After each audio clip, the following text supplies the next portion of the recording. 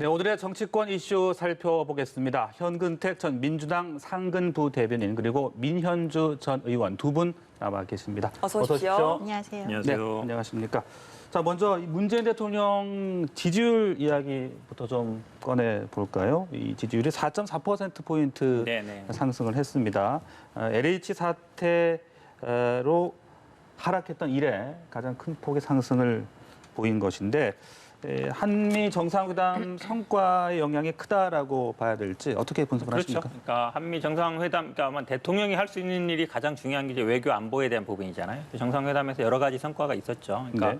미사일 협정 폐기도 굉장히 제가 보기에는 미사일 협정이라보다 미사일 제한 뒀던 그에 대해 어쨌든 철폐한 것도 굉장히 크고요.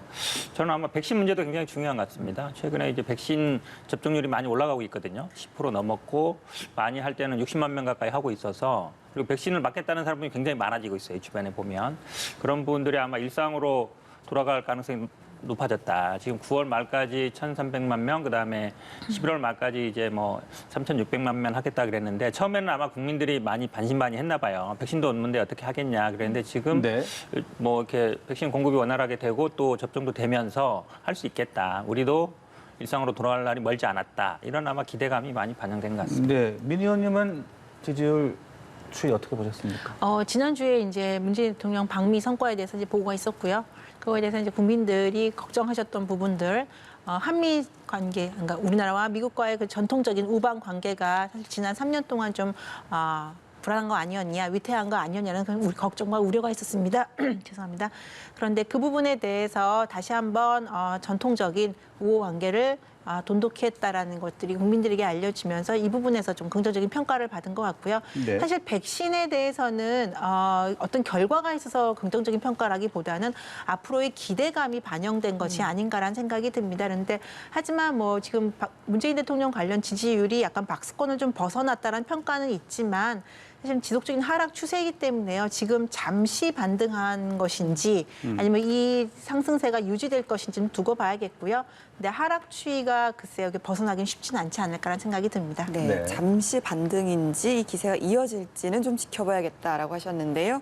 대통령의 국정 수행 지지도 긍정평가 상승에도 불구하고 민주당은 좀 소폭 상승에 그쳤고요. 눈에 띄는 게 좀 국민의힘이더라고요. 특히나 또 일간 지지율이 25일에는 이제 32.5%였다가 27일에 37.4%, 28일에도 37.2%를 기록했습니다. 아무래도 예비 경선 컨벤션 효과일까요? 그렇죠. 아마 지금 사실은 대통령 지지율은 한 4.4% 정도 올랐는데 민주당 지지율은 지금 0.8%밖에 못 올랐어요. 그럼 어쨌든 당이 더 분발하는 상황인 건 맞고요. 그러니까 지금 아마 이렇게 지금 정당 지지율이 국민의힘이 민주당보다 더 나온 게 지금 아마 거의 보궐선거 전 한 달 전, 그러니까 한 3월 초부터 거의 계속되는 상황이거든요. 그러니까 이게 조금 저는 항상 나올 때마다 말씀드리는데 약간 우려스러운 상황이에요. 네. 사실은 대통령 지지율보다 정당 지지율이 중요하거든요. 다음 대선을 위해서는 내년에 대선이 있고. 그러니까 이게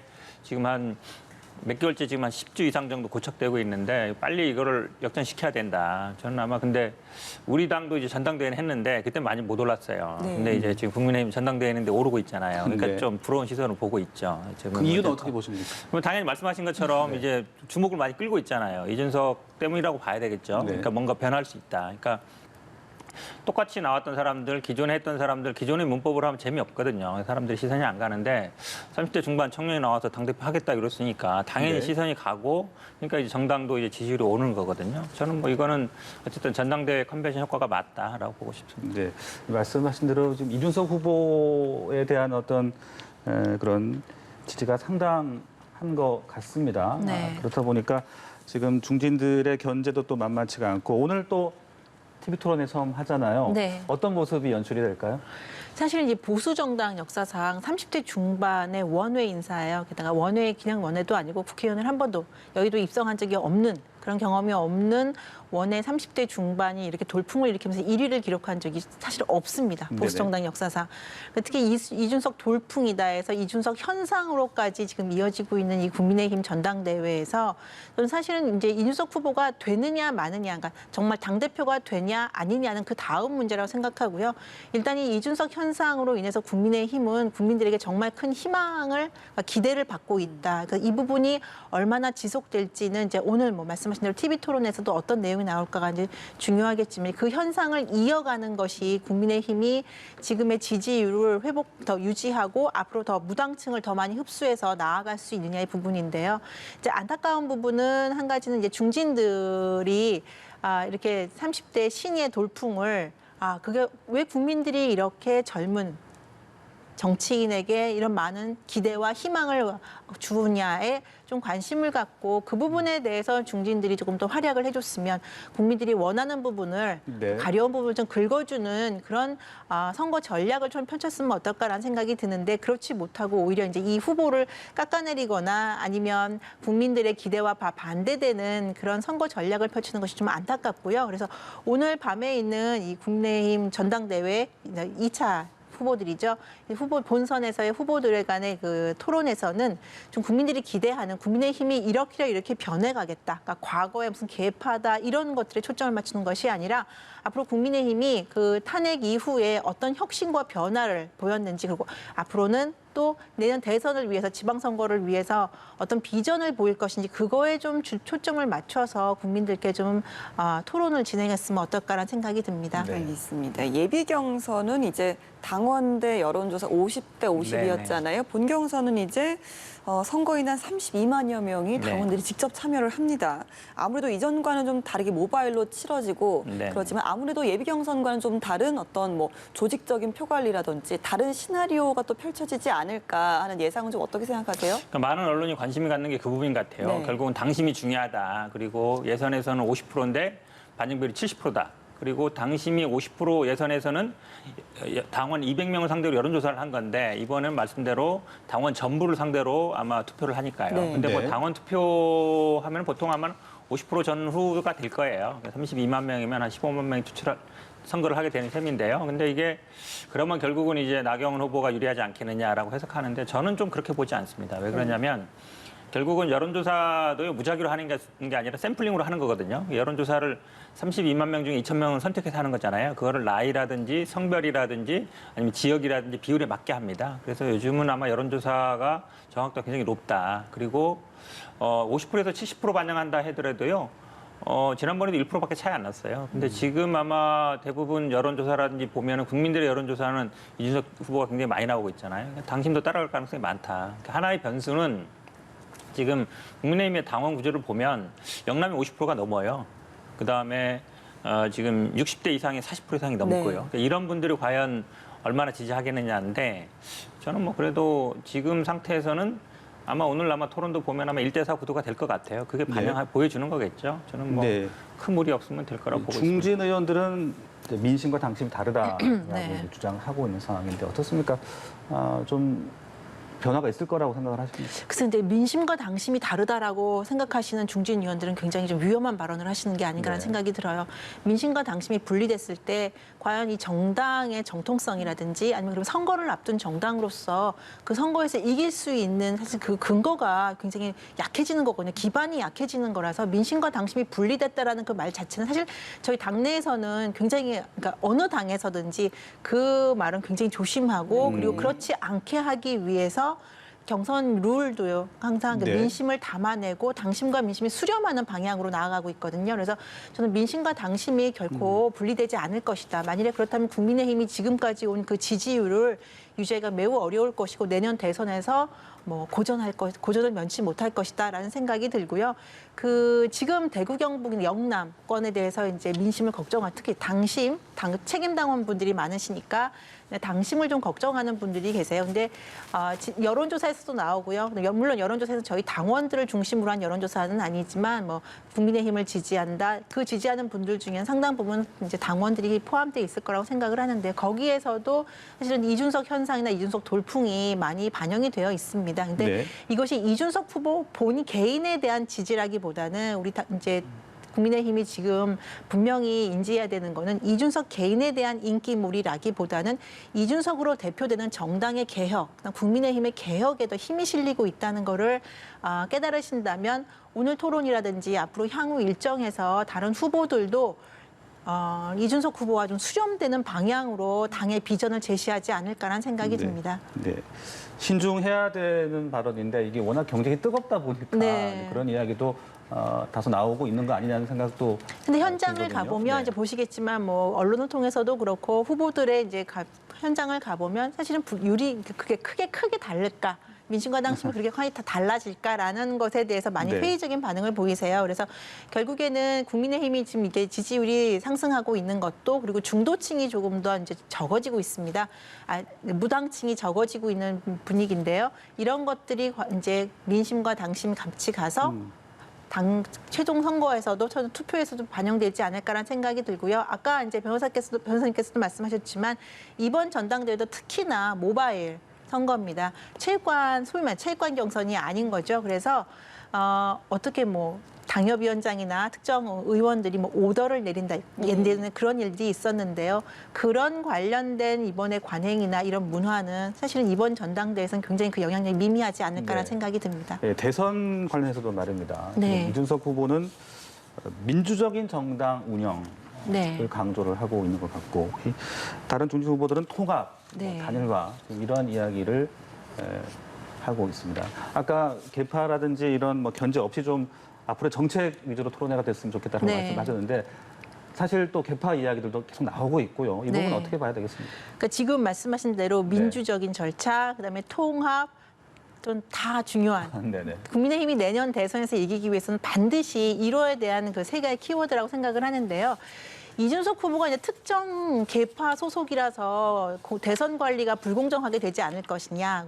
그럼 다른 후보들은 대선 관리를 공정하게 할 수 있을 것이냐라는 이제 그 문제인데 제가 이준석 후보 대변인은 아니지만 이제 말씀을 드린다면 저는 이준석 후보가 이번에 당대표 선거에 나온 게 정치인 개인으로서는 굉장히 큰 리스크를 안고 있다고 생각해요. 위험 부담을 안고 있다고 생각해요. 내년 대선이고요.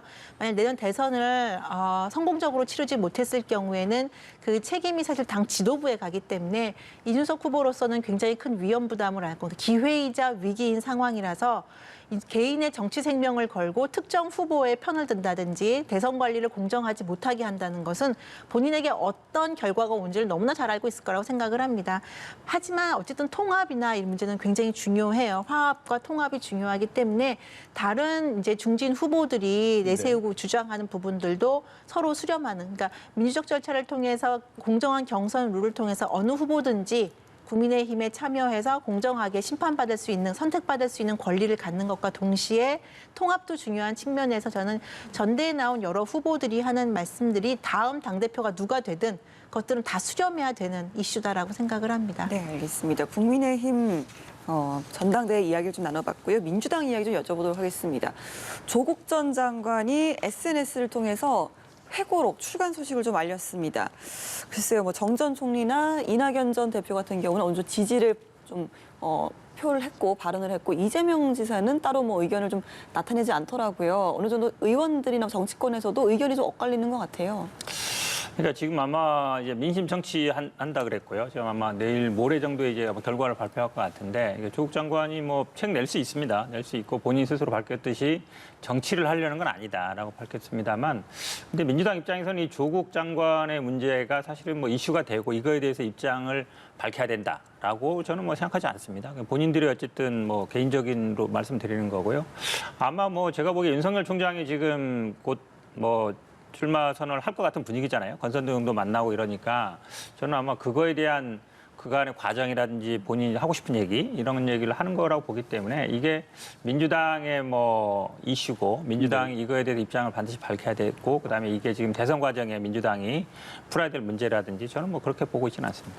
네, 조국의 시간이라는 책 제목이라고 하는데 네. 글쎄요, 좀 어느 정도 정 전 총리나 이낙연 전 대표의 행보는 그 남은 친문 세력을 어느 정도 흡수하기 위한 그런 좀 행보가 아닐까 네, 생각이 네. 드는데 어떻게 보시는지요? 그러니까 지금 대선 주자들은 조국의 시간 이 책 때문에 굉장히 힘드실 것 같아요. 힘들까요? 그러니까 예, 당 후보가 되기 위해서는 사실은 조국 전 장관을 지지하는 열혈 지지층의 지지를 받아야 되는데 그러자니 민심이 이반될 것 같고요. 또 민심을 따르자니 당 후보 경선에서 굉장히 불리한 위치에 있지 않을까라는 생각이 들어서 사실은 이 국면에서 민주당은 굉장히 곤혹스럽지만 과정에서 또 이재명 지사가는 속으로 웃고 있지 않을까. 왜냐하면 자기의 독자적인 세력을 가장 단단하게 갖고 있는 후보가 이재명 지사라서 그런 측면에서는 이낙연 전 대표나 정세균 전 총리에 비해서는 좀 여유로운 것 같고요. 다만 이제 당 후보가 되느냐 민심을 따르느냐 당심이냐 민심이냐 이 지금 민주당이 그 간극에서 굉장히 고민을 할 텐데요. 글쎄요. 만일에 지금 민주당 한 인사도 계속 인터뷰를 통해서 지금 조국 때문에 굉장히 민주당은 힘들다. 민주당 리스크가 가장 중요한 게 지금 조국 리스크가 됐다라고 얘기를 하는데 글쎄요. 그 당심만을 통해서 당 후보가 돼도 사실 본선에 올라갔을 때 그러면 조국 전 장관에 대해서 어떤 스탠스를 취할까.